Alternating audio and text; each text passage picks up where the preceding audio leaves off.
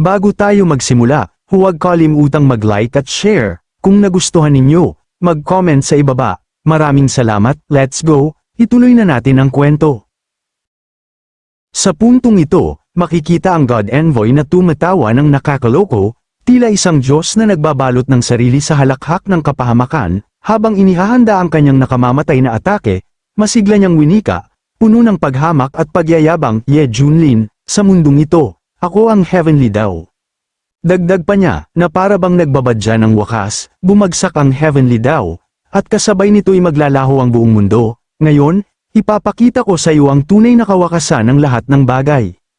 Pagkaraan, walang pag-aalinlangan niyang itinapat ang nagliliyab na bolang enerhiya, handa sa pagputok ng sariling katawan, pasiga niyang idineklara, puno ng kabaliwan, maglaho na tayong lahat ng magkakasama.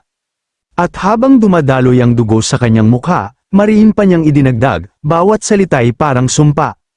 Sa ilalim ng ganap na paglipol ng heavenly way na ito, ang lahat ng bagay ay magiging alikabok, walang matitira, walang maliligtas. Doon, biglang sumambulat ang isang dambuhalang void sa kalangitan, malakas nitong hinihigop ang lahat ng nasa kalupaan, hudyat ng ganap na pagkawasak ng mundo ng Nether Abyss. Samantala, mula sa ibaba, makikita ang mga tao na humihiyaw sa matinding takot, ang kanilang mga tinig ay nagiging alingaw-ngaw ng kawalan, pilit nilang nilalabanan ang malupit na puwersa ng vortex, ngunit mariing wika ng mga cultivator, puno ng panghihinayang. Ang mundo ay nawawala, tapos na tayo.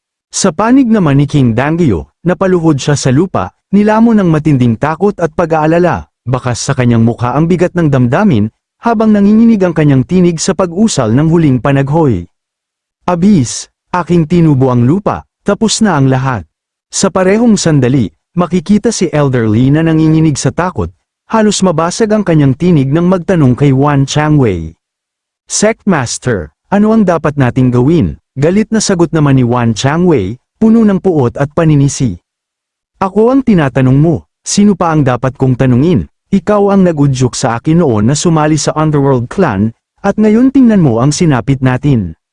Samantala, makikita si Hong Chenny na nagngangalit sa matinding galit, napasinghap siya, sabay kunot ng kanyang noo, habang mariing winika. Ang mundo ay lampas na sa kakayahan ng tao upang labanan. Dagdag pa niya, puno ng pangamba at pagdududa, Ye Junlin, kahit gaano ka pakalakas, natatakot akong hindi mo na mababawi ang pagkawasak ng mundo gamit ang iyong kapangyarihan. Tama ba? Sa puntong ito, muling lumitaw ang God Envoy, tumatawa ng nakaloloko, bawat halakhak ay parang lason, puno ng paghamak ang kanyang tinig. Ito ang kabayarang binabayaran mo sa pagtulak sa akin sa sukdulan, kahit pa ako'y umunlad, hindi ko pa rin mababago ang pagkawasak ng abyss. Dagdag pa niya, tila isang sumpa na ibinabaon sa kasaysayan. Pagkatapos ng labanang ito, ang pamumuno ng Underworld Clan sa Eastern Region City ay magkakautang ng hindi mabuburang utang sa aking Underworld Knight, sulit ito, sulit na sulit ito.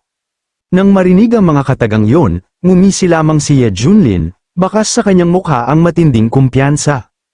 Pagkatapos, walang pag-aalinlangan siyang gumawa ng hand seal, dahilan upang magliwanag ang kanyang paligid sa gintong liwanag, ngumisi siya, puno ng panunuya, habang mariing winika. Kung gusto mong maging paputok at pasabugin ang sarili mo, bakit mo pa idadamay ang iba? Dagdag pa niya, habang bumubuo ng dambuhalang teleportation array sa kalangitan. Walang interes ang poging immortal na ito na may libing kasama mong pangit. Nang makita ito, nanlaki ang mga mata ng God Envoy, bakas sa kanyang mukha ang gulat at pagkabigla. Pasiga siyang nagtanong, puno ng pagkataranta. Isa itong dambuhalang teleportation array, imposible ito, ang isang teleportation array na ganito kalaki, paano mo ito nakumpleto sa isang iglap? Pagkaraan, buong loob na sumugod ang God Envoy, desperadong pigilan si Ye Junlin sa kanyang ginagawa, kasabay nito, galit siyang sumigaw, puno ng paghamak.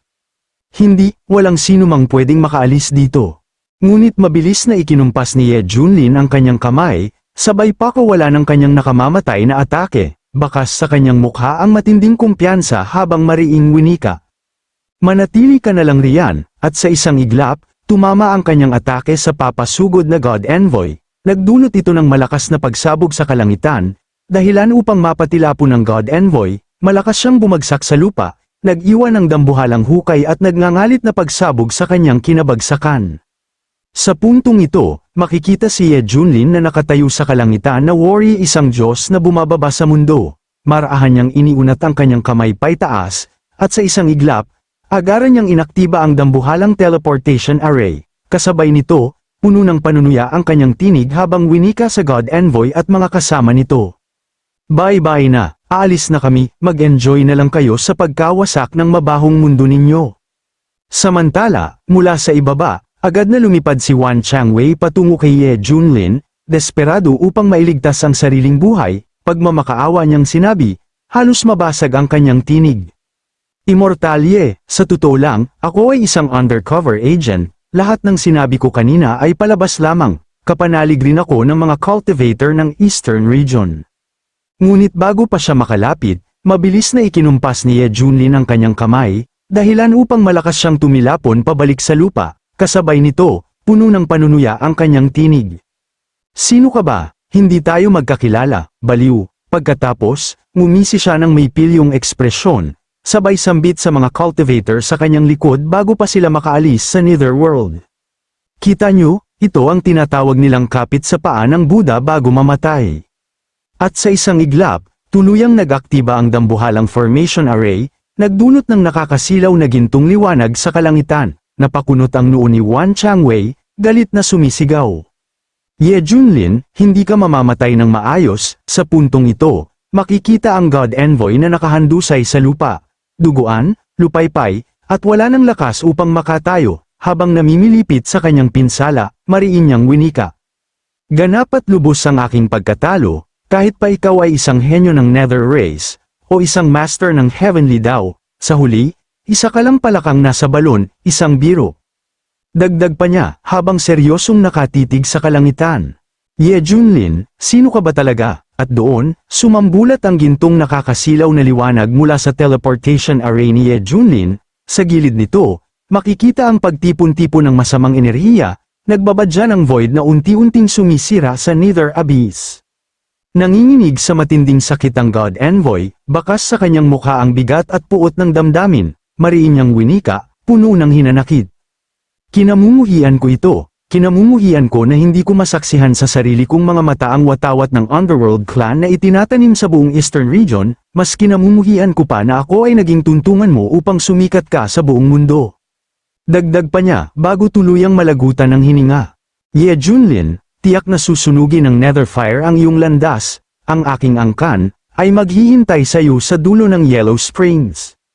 Makaraan ng ilang sandali, sa Eastern Region, Shanghai Pass, makikita ang pagbagsak ng nakakasilaw na gintong liwanag mula sa teleportation array ni Ye Junlin, nagdulot ito ng malakas na bugso ng hangin, dahilan upang magliparan ang mga ibon, palayo sa takot, habang ang buong kalangitan ay nagngangalit sa kapangyarihan ng immortal. Di nagtagal, makikita si Zhu Huachen kasama ang iba pang mga cultivator na masayang nagbubunyi. Ang kanilang tinig ay parang alingawngaw ng tagumpay matapos makaligtas sa kapahamakan. Kasabay nito, masiglang sinabi ng isa sa mga cultivator na lalaki, puno ng tuwa. Nakabalik tayo, talagang nakabalik tayo, dagdag naman ng isa pang lalaki, puno ng galit at pasasalamat, hinding-hindi malilimutan ng lahing tao ng Eastern Region ang kabutihang muling paglikha ni Immortal Ye. Masiglang sambit ni Zhu Huachen, sabay dampi ng kanyang kamay sa harap bilang tanda ng pagrespeto, Senior Ye, hinding-hindi namin makakalimutan ang iyong dakilang kabutihan. Nang marinig ito, bahagyang lumingon si Ye Junlin sa kanyang likod, ngumisi siya, puno ng kumpiyansa, habang sumasagot, walang problema, maliit na tulong lang ito. Samantala, makikita sina Fan Desheng, An Miaoyi, at iba pang mga cultivator na nakatingala sa kalangitan, nakatuon ang kanilang paningin sa malaking bitak ng lagusan ng Nether Abyss. Kalmado namang sinabi ni Fan Desheng, puno ng pag-asa. Ngayong nawasak na ang Nether Abyss, wala nang banta mula sa mga nilalang ng dilim, tunay ngang natiyak ni Immortal Ye ang walang hanggang kapayapaan ng Eastern Region. Agad namang tumango si An Miaoyi, hudyat ng kanyang pagsang-ayon, sabay sagot, oo. Samantala, tumayo ng matuwid si Zhu Huachen, masiglang nagsalita sa lahat, puno ng tapang, mga ginoo at ginang, bagamat nawasak na ang Netherworld Abyss, ang tunay na salarin, ang Feathered Immortal Sect, ay umiiral pa rin si Chen Xiao at ang mga puwersang nasa likod niya ang tunay na banta.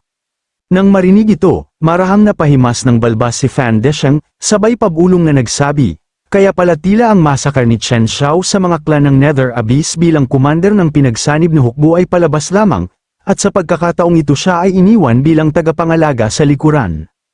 Pag-aalangan namang dagdag ni An Miaoyi, sabay kunot ng kanyang noo. Ngunit ang Feathered Immortal Sect ay malalim at malawak ang pundasyon, kaya ba nating manalo muli? Sa sandaling yun, marahang tumingin si Zhu Huaqian kay Ye Junlin, kalmadong nagtanong upang makuha ang kanyang komento, Senior Ye, ano ang palagay ninyo sa bagay na ito?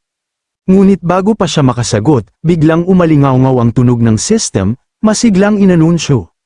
Binabati kita, host, sa pag-trigger ng bagong sign-in location, matagumpay na mag-sign-in sa Feathered Immortal Sect at matatanggap mo ang sign-in rewards na 3 True Immortal Level Immortal Artifacts ay sabay-sabay na ma-upgrade sa Immortal Lord level. Nang marinig yun, bahagyang ngumisi si Ye Junlin, bakas sa kanyang mukha ang kasiyahan, habang sa kanyang isip ay mariing winika, perpekto ito, ayusin na natin ang lumang at bagong alitan ng sabay-sabay, tsaka, maaari ko pang i-level up ang aking kayamanan habang ginagawa ito, paldong-paldo ako nito. Samantala, nang makita ni Zhu Huaqian ang malalim na pag-iisip ni Ye Junlin at ang kanyang katahimikan, napakunot ang noo niya, sabay pabulong na nagsabi sa sarili. Maaari kayang natatakot din si Senior Ye sa kapangyarihang nasa likod ng Feathered Immortal Sect, naiintindihan ko ito, dahil ito naman ang pinakamatandang umiiral na sekta sa Eastern Region. Sa sandaling yun, marahang itinaas ni Ye Junlin ang kanyang kamay sa harap, masiglang nagsalita sa lahat, puno ng tapang at kumpiyansa, isa lamang itong sekta na tinatawag na Feather Immortal Sect, pagsapit ng bukas, wala nang ganitong angkan sa mundo. Nang marinig ang mga katagang yon, agad na buhayan ng sigla si Zhu Huaqian kasama ang iba pang mga cultivator, bakas sa kanilang mukha ang kagalakan habang sabay-sabay nilang winika. Ang katwiran ni Senior Ye, ang lahing tao ng Eastern Region ay nagpapasalamat kay Senior Ye, salamat, Immortal Ye. Sa sandaling yun, agad na tumalikod si Ye Junlin, sabay titig sa kalangitan, mariing nagsalita. Hindi na kailangan ng formalidad, lahat, may kasaysayan ng alitan ng Feathered Immortal Sect at ako, ngayon, aayusin na natin ang luma at bago, at tuluyang tatapusin ito. Lumipat ang eksena sa bundok sa likod ng Feathered Gate sa Qingzhou, tigang, walang pagpapala, at nababalutan ng makapal na hamog, payapa ang paligid, habang ang mga ibon ay mahinahong lumilipad, worry walang kamalay-malay sa nagbabadya ng kapahamakan. Mula sa yungib ng isang kuweba, makikita ang isang matuwid na figura, ang ninuno Tianhong, nasa True Immortal Sixth Heaven ang cultivation, mariin niyang winika sa kanyang mga kasamahan, puno ng bigat at babala, mga Ginoo, nasa malaking problema tayo. Sa harap niya, mga nilalang na nagkukubli sa madilim na sulok, at ang tanging nakikita ay ang pares ng kanilang matatalim na mga mata. Nang marinig ang ulat, isa sa kanila ang mariing nagtanong, malaking problema, ibig mong sabihin, nabigo ang plano ni Wan Changwei. Bago pa siya sumagot, agad ipinakita ni Ancestor Tianhong ang mga remnants ng memorya ni Wan Changwei, mariin niyang winika, puno ng puot, natanggap ko mula sa mga alaala ni Wan Changwei, at narating ko ang isang lubhang nakakatakot na sandali. Nakakatakot, pagtatakang tanong ng isa sa mga nilalang. Mahigpit na ikinuyom ni Ancestor Tianhong ang kanyang kamao, dahilan upang mabasag ang mga alaala, bakas sa kanyang mukha ang matinding galit at inis habang mariing winika, ang banal na sugo ng Underworld Clan ay hindi lamang natalo kay Ye Junlin, kundi lubusang natalo, hanggang sa tuluyang nawasak ang buong Underworld Abyss. Nang marinig ito, nanlaki ang mga mata ng isa sa mga nilalang, puno ng pagkagulat. Ano? Ang Underworld ay pinagpala ng kalooban ng mundo, paano ito nangyari? Napasinghap si Ancestor Tianhong, sabay kunot ng kanyang noo, mariing sagot, ang lakas ni Ye Junlin ay labis na lumampas sa ating inaasahan, nasa kanya ang tamang panahon, lugar, at suporta, ngunit hindi pa rin siya naging katapat, malamang ay paparito na siya ngayon upang maningil sa ating Feathered Immortal Sect. Agad nagtanong ang isa sa mga nilalang, ano ang dapat nating gawin? Sa sandaling yun, nanggagalaiti sa galit si Ancestor Tianhong, mariing winika. Dahil umabot na sa ganito, ilunsad na natin ang Stargate Project sa harap mismo ng Core Embankment. Ano, hindi ba masyado pang maaga? Malayo pa ang bilang ng mga Stargate sa target, gulat na sambit ng isa. Malakas na napasigaw si Ancestor Tianhong, puno ng inis, hindi mo pa rin ba nauunawaan ang sitwasyon? Nasa bingit na tayo ng kapahamakan, kung magtatagal pa tayo, baka wala na tayong pagkakataong buhayin ng Stargate. Sa sandaling yun, makikita ang wangis ng mga nilalang na kasamahan ni Tianhong, isa sa kanila, si Ancestor Zixia, nasa True Immortal Fifth Heaven, tumango bilang tanda ng pagsang-ayon, tama ka? Kaysa maghintay ng kamatayan, mas mabuting pilitin na lang nating buksan ang Stargate, kahit may pagsupil ng batas ng Heavenly daw, sapat na ang lakas ng hukbo ng Underworld upang harapin si Ye Junlin. Agad namang sumabat si Ancestor Qinggang, nasa True Immortal Fifth Heaven, mariing tanong, ngunit saan magmumula ang enerhiya para sa sapilitang pag-activate?